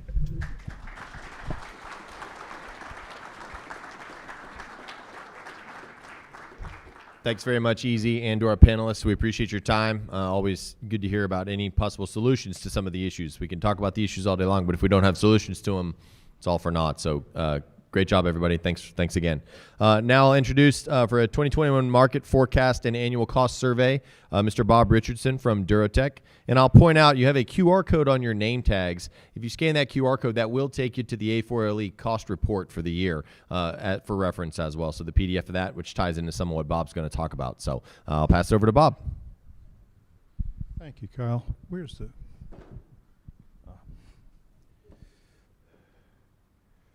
Okay, hopefully I'm not technologically challenged by the clicker. I'm going to speak very quickly because we have a lot of material to cover. I'm going to say some things like keep this in mind because that's a point that we're going to come back to later. We're going to have a couple of key points. We're going to tie everything together. For those of you who received our cost newsletter, and there's an A4LE newsletter and there's Durotech letter which expands on that. For those of you who received our cost letter, we are changing our projections from that cost letter here today based on the information as of Friday. We're going to show some information as of this Friday, and we will be sending out a new issue of that. We're going to talk about some different things here today. Okay, there we go. And we're going to approach it a little differently than we have in the past, which is, where are we going? Where are we? Which is a good question for this. Where are we? Why are we there? And where are we going? And the objective is to give you some information and background that you may not be getting so that you can explain to your boards and clients what's going on out there, because we've had, with the Delta variant and throughout the COVID situation, a lot of speed bumps. Where we are right now, and this is from our annual survey, what we want to look at is the far right column, 2019 and 2020. There was very, very small changes taking place in the elementary and middle schools. The high schools were essentially flat. There aren't a whole lot of high schools, so it's difficult to develop an adequate universe. But we had really pretty flat costs. We've been very fortunate with that. This is what the elementaries look like starting several years ago in 2016. This is the cost curve, high to low. And you can see what's happening is the bottom numbers is moving up higher. The top isn't going very far. What's happening on the junior high school, middle intermediates, we had a huge breakout in cost 2015. They've stayed relatively flat, even the top number here. The bottom's increasing. What these are telling you is the product types are becoming similar. This is the looking at it differently year over year, going back to 2014 on what's happened with all the schools. You can see 2019, 2020 are pretty flat. 2020 middle is really down. The high schools are flattened down. This is the projections which were done for 2020 going forward from our design professionals on elementary schools. And they project in 2020 that this year elementary is be about 247. But as we looked at it over the year, and our forecast last year was for 2020 a very, very flat year, which proved to be accurate. And for 2021, a very flat year with small movement. And that proved to be accurate up until May of this year, when Delta took into effect. As a result, a lot of design professionals lowered their forecast. We're using elementary schools, by the way, as a model here, because there is a very large universe of elementary schools, so we can work with that easily. So they lowered their forecast, but what happened? Well, everything tracked perfectly up until May. Then all of a sudden, as a result of Delta, a number of things happened. We're going to explain what they are and explain how they affect you. There are significant increases in materials, significant shortages. And where we are right now, if you see that gray dot, that's where we are. Our market average for elementary schools right now is $247 a foot, which interestingly is what the design professionals predicted a year earlier before the revision. And this is because what's happened is as a result of May, costs for materials have soared. astronomically and delivery problems are strung out. We're now seeing elementaries, multiple elementaries coming in excess of $300 a foot. It's not a single event, it's multiple events. And our design professionals' concerns, I want you to look at that one thing with the red arrows, that's permit times. Keep this in mind. This is very important on permit times. This is a cost contributor to everyone. The longer permit times cost people more money. It is somewhat fixable on a project. There have to be certain changes. It actually could be fixable with jurisdictions. It requires the right type of lobbying. But I want you to keep that in mind because this is going to have a big impact going forward when we explain this.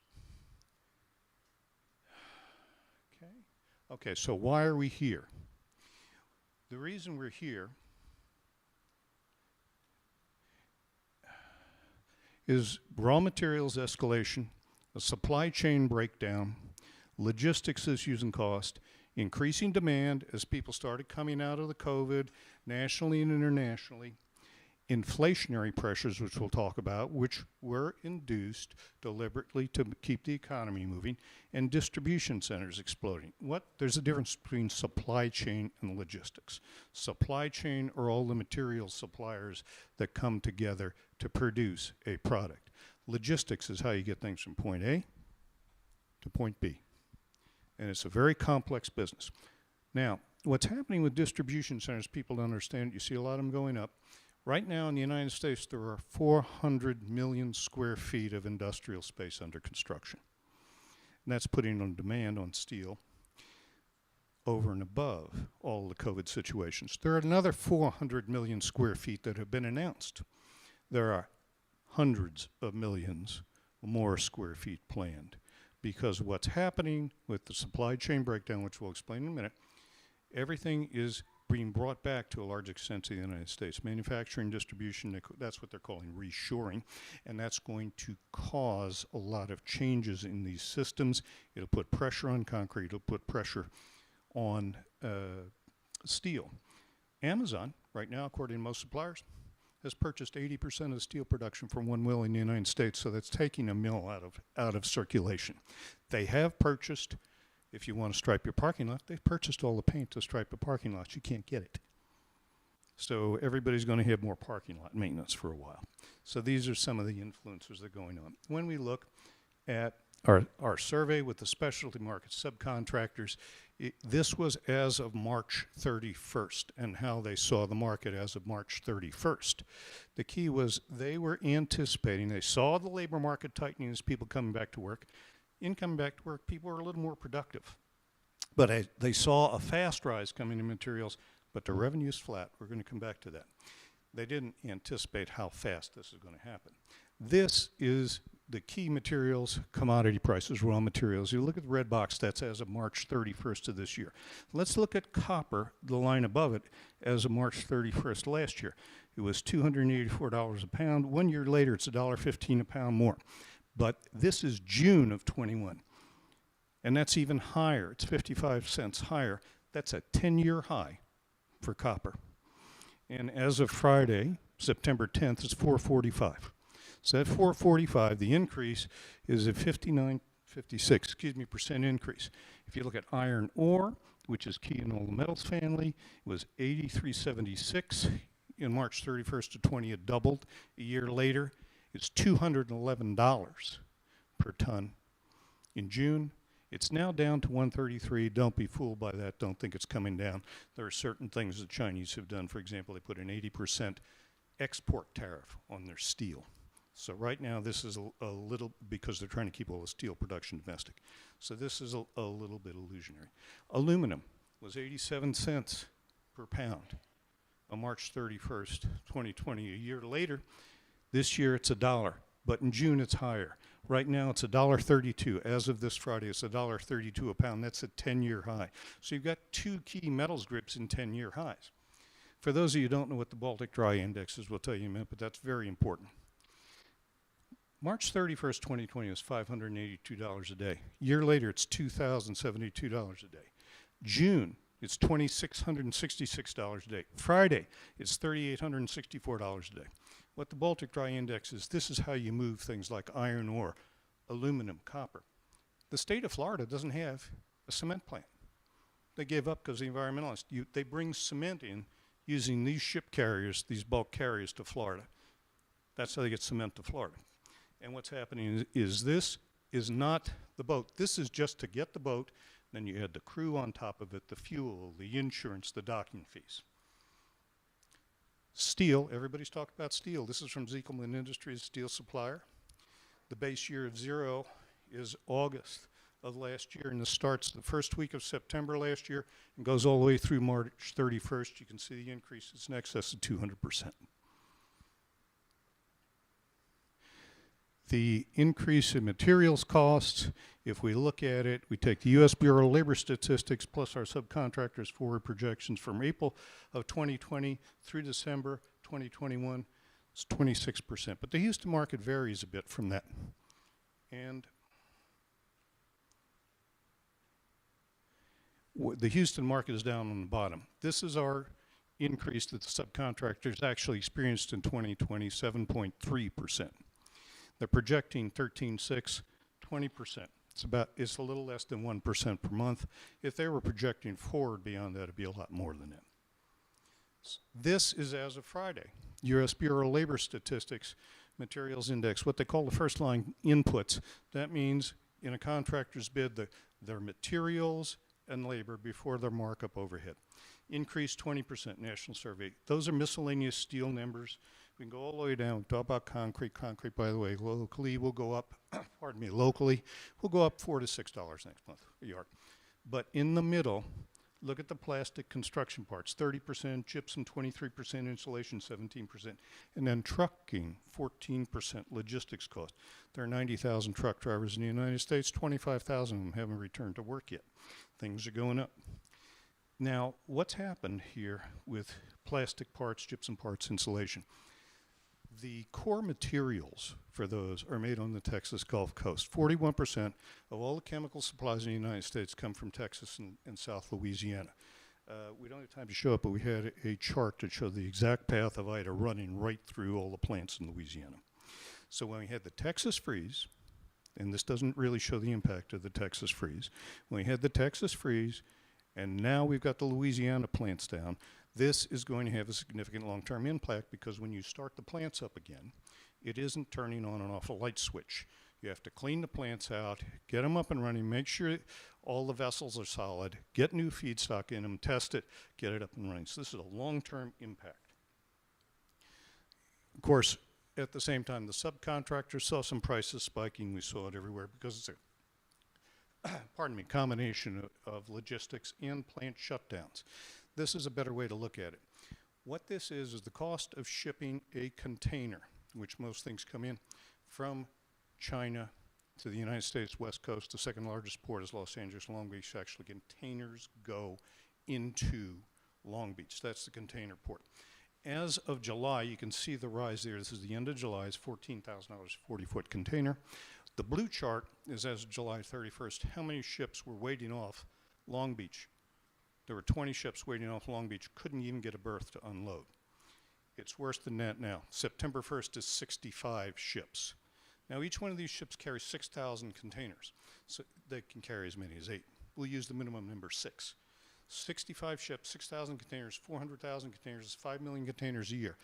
Los Angeles, Long Beach container system can only handle 3.3 million.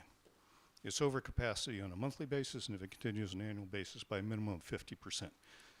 You pay for demurrage, which is the 7 to 10 days these ships are waiting just to get to the dock.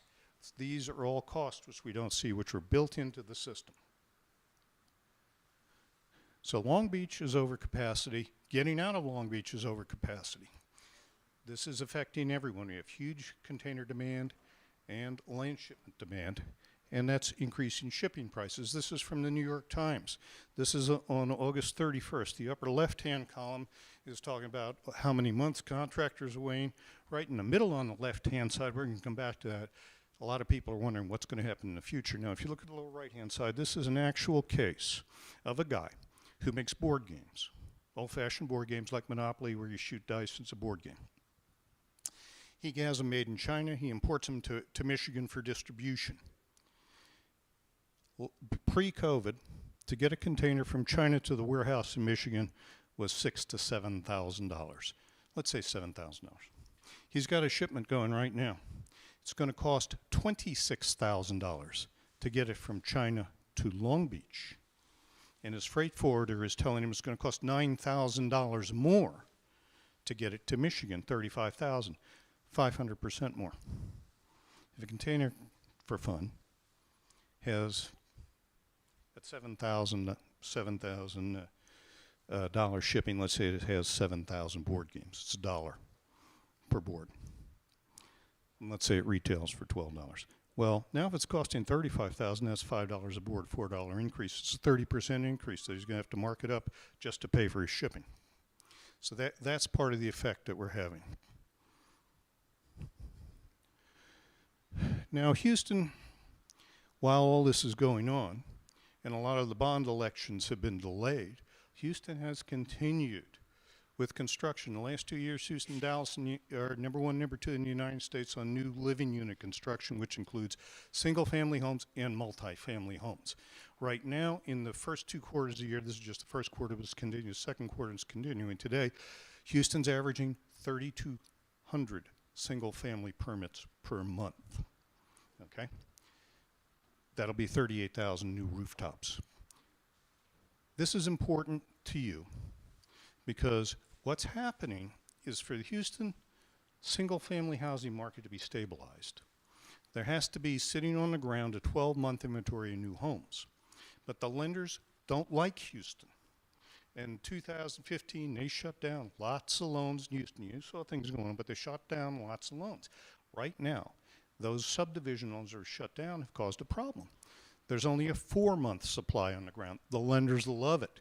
They're funding new subdivisions. So while all the districts are sitting here frozen because 2019, 2020, and 2021 are tough years for bonds, the rooftops are coming. And on top of that, what's happening is apartments are really driven by pre-sales. They want to sell them. They're not held for investment. And the buyers tell you, if you're a developer, where they want the apartments to go, and they're telling them put them in the suburbs. So what a lot of the districts are seeing now is a densification of the school zones because more apartments are going to come.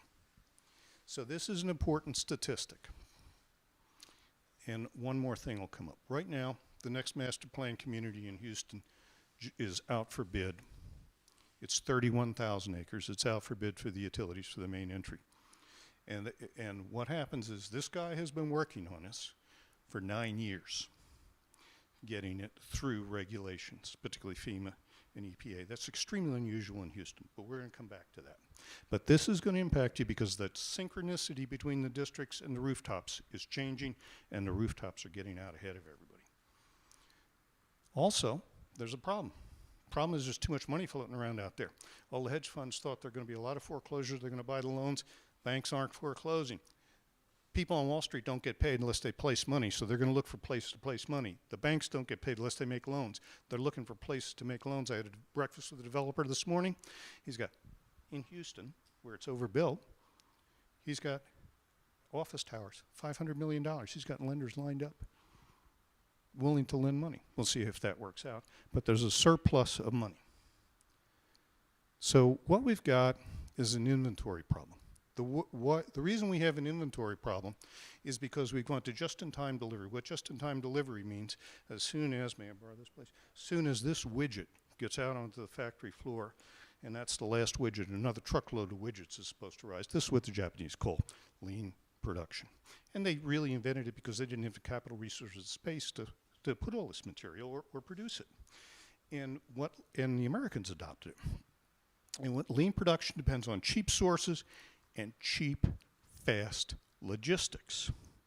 Now, I guess it was Shakespeare who wrote, for want of a rider, the battle was lost. For want of a horse, the rider was lost. For want of a shoe, the horse was lost. Well, with just-in-time logistics, for want of a nail, the shoe was lost. For want of the components, for want of one of the components in the nail is lost. And that's what happens. The supply chains get stretched out all over the world, their cheapest source. Then something happens like COVID, which shuts down some or one of those sources. The whole chain collapses. Something happens to the logistics. The chain collapses. So what's happening is people are bringing back reshoring things because everything's collapsed. Chinese ports, which isn't publicized, they've got a COVID Delta outbreak. It's killed imports. So all these things are taking place that are affecting us. Now, some of the things that are going to happen, there's going to be, everybody probably knows about the computer chip shortage. GM can't make cars. They can't get computer chips.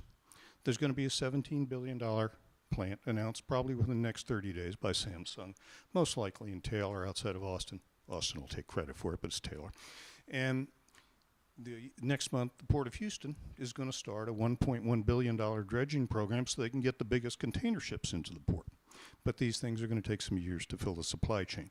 So we have a longer-term problem while we reshore these things. So where are we going? What's all this mean? Where we're going is economic recovery as COVID gets under control, and one of the reasons they're pushing the mask and vaccines to get the economy, because we're going to talk about how dangerous it is at this point later. When we have an economic recovery, we're going to see a surge of growth with higher costs, delays in materials. There's not going to be an overnight solution. There's a historical pattern for this. There's a historical pattern for this that actually goes back 1300s, the Black Plague. The same thing happened at the end of the Spanish flu epidemic a century ago. It happened after the First World War. It happened after the Second World War. This is what happens. But it's not going to be solved overnight. There are also other cost influences. Right now, there's a $1.1 trillion program in Congress. Actually, it's 3.5, 1.1 would be the infrastructure. If you break out the highway and airport and you just linear it by 50 states, by certain areas, Houston will get $1.3 billion. That's going to affect concrete and steel prices locally. The money supply, as a result, Lehman Brothers, they inflated the money supply, increased it by 8%. 2020, they increased it by 20%. We're seeing the impact now, right now in the first 6 months of this year, it's increased. So we've got an inflationary impact coming into the system. The Fed, this is as of June 1st, chairman of the Fed, recognizes we're on the verge of a recovery, and it's going to happen fast. It's been delayed now because of Delta, but it'll happen. All the economists' growth projections, consensus projection 6.5%, even Northern Trust. His ultra-conservative is 6.4. Jamie Dimon, who's the chairman of J.P. Morgan, 6.5 and continuing 23. He's right because there's going to be so much momentum. This morning, Northern Trust revised this to 5.7 based on Delta, and Goldman Sachs did that the other day. But these are still enormous numbers, and here's why. This is from the World Bank. It starts 1961 and goes through 2020. This is U.S. GDP every year. In the last 60 years, assuming that we make at or close to 6%, in the last 60 years, this will be only the third time in 60 years we've had real GDP in excess of 6%. The numbers you're seeing when they're 6%, those are year to year. They're not adjusted for all this inflation. And what's going to happen to make this, in order to get these numbers that they're projecting, is we're going to have to see growth on the order of 8 to 10%, which is unheard of. It's off the charts. That'll have to happen in the third or fourth quarter this year. This is an extremely interesting survey from the AGC. Everybody's missing this. This is genuine impact on everybody in this room. AGC did a survey last year of all their members about revenue. They were trying to figure out how much revenue would be lost. And it was how many people had projects canceled, and by category. Well, 77% of the respondents across the country said they had projects canceled or put on the shelf. In the first quarter of this year, they did the same surveys, 40% say had projects canceled or put on the shelf. Well, here's what this means to you. In March of this year, before the lumber costs went crazy, National Association of Home Builders released a study they did. The average cost of a new house in the United States is $397,000. But $93,870 of that is due to regulations, not building codes, regulations. 25% is due to regulations. It's just like the developer I talked about who's has been spending all these years with FEMA and EPA and other jurisdictions outside of Texas. This is the norm. So all these projects that are canceled are things that are ready to go, gone through all of the entitlements, and they're sitting on the shelf, ready to go. And we got people ready to fund it, standing in line. And what happens as the economy recovers and these projects come off the shelf, there's going to be a Three Stooges effect, which is the Wall Street term, like the Three Stooges movie, you're always trying to go through the doorway, getting jammed, and there's going to be a Three Stooges effect on materials. Houston is a little bit different from the rest of the country. Right now, our #1 vacancy rate in the United States, 27% vacancy. Dallas, by the way, is 21% office vacancy. So the people who normally build this are looking elsewhere, and the subs are looking elsewhere to get more business. This is a very interesting study done by the U.S. Bureau of Labor Statistics, starting in April last year when COVID took off, going through the end of February right up to March 1st of this year. And what happens, the bottom line are prices, bid prices received by owners. They only increased by 0.5%. But the input costs into the bid for labor and materials that the contractors received increased by 12.8%. The contractors have been absorbing these increases in order to get work because they don't want to lose their workforce because that's what makes them go. So they're taking work now likely below break even in many cases. That can't continue forever, and it's creating certain risks. The average general contractor in the United States, their pre-tax profit margin is only 1.1% of revenue. Subcontractors, they try to get as much as 10, more often 5, but they're targeting for 10. So if they're using their profit to carry the overhead and their people, they're already underwater. Well, let's look at this locally. This is our survey for the period ending March 31st with all the subcontractors' projections. Going forward for 2021 on the right-hand side, they're projecting 13.6% increase in materials. They project a lot higher today. And 6.3% in labor. This is how it looks if you graph it out. You can see the materials running away. You can see the labor costs eating up even the revenue projections. And now generally subcontractors' labor cost is about 55%. And their materials about 45%. Actually today it's probably the other way around, it's probably 60% materials.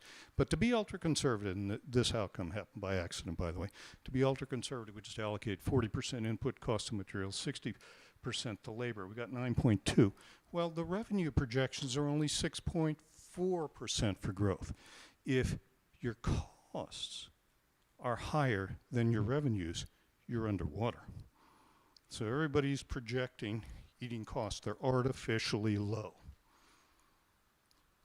This matches. If you take the 2.8% with the 5 to 10%, this matches. So there's a very tenuous situation. The point is everybody's running out of running room and those costs are going to be passed on. Okay, well, our forecast last year was pretty accurate for 2020 and through May of 2021. Since May, things have broken loose. Delta has severely damaged the materials supply chain. It's difficult to get materials. It was getting tense, but now it's difficult, and costs are really significantly escalating. We're revising our projections. We hope nobody's going to be too shocked by this. No, that's not quite there. This is our forecast. We got two forecasts, a slow recovery and a fast recovery. Okay? The slow recovery, 13 to 20% increase in costs based on the current pattern. In the fast recovery for 2021, 18 to 25%. I know that sounds outrageous. We're seeing 25%, 20%, sometimes more than that right now on projects. We're seeing it market wide. And now, while we're throwing darts, trying to come up with something in a market that nobody's ever been in, we can actually prove out a condition under which we could see a 25% market increase extended out through December. Going forward into 2022, we project significant increases. The reason we project that's real simple. There's going to be a materials bottleneck going forward. There's going to be a lot of things coming off the shelf, people going back to work. There's going to be shortages. So those things are going to increase, and that's going to increase going forward. We actually did a 10-year projection, but that's kind of like talking with mirrors, but there are reasons why that'll go forward. So the summary is, going forward, we got significant potential future issues. Higher costs, a lot higher costs. Well, we got longer schedules, and the longer schedules are two reasons: because of the materials supply chain, because a lot of things we're doing in schools are more elaborate, and also because of labor costs. You know, some of the trades have gone in the last 4 to 5 years from $17 an hour to $25 an hour. If you run that out, by the way, that means their salary is doubling every 10 years. And I don't know if anybody in this room is getting a 7.5% annualized compound cost increase in their wages, but that's a lot of money. And those people, when they're doing that, if you talk with the subcontractors, some of them are telling you, my guys don't want to work overtime anymore. So you've got labor shortage we talked about. We've got people who are doing pretty well. We've got delays. We're going to have longer schedules. Part of the reason we have longer schedules is we're going to continue until we get caught up with materials or shortages. Chips are the most obvious thing. For example, if you've got AV equipment coming right now, there's going to be a problem because you have trouble getting the chips. So we're going to have to prepare the users for that. So if you're an owner, expect volatility. There is no overnight solution for this. This is going to have to work out over time. Now, there's one more thing. We've talked about recovery, but what if something else happens? What if there's an economic reversal? This could very easily happen. This is one of the reasons all the governments are pushing get vaccinated, get masks. It's not only to save the people. They know that at a certain point in time, there could be a significant economic reversal. All that increase in the money supply is creating a huge debt structure out there. And there's got to be a way to reduce that debt structure. All these trillions of dollars of spending on infrastructure, adding to debt structure. So there are a lot of forces which are very dangerous, which could impact everything. So with all those cheery thoughts, we'll leave you. We thank you. We're happy to answer any questions which you have, or I'll be happy to answer anything if anybody sends me an email.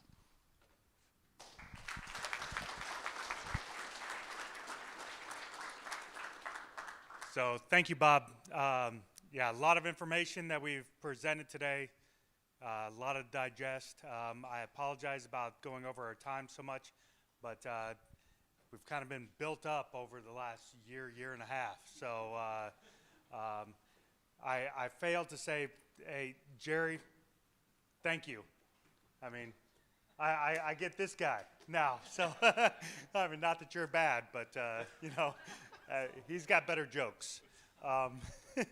But thank you for helping put this all together and carrying it for the years.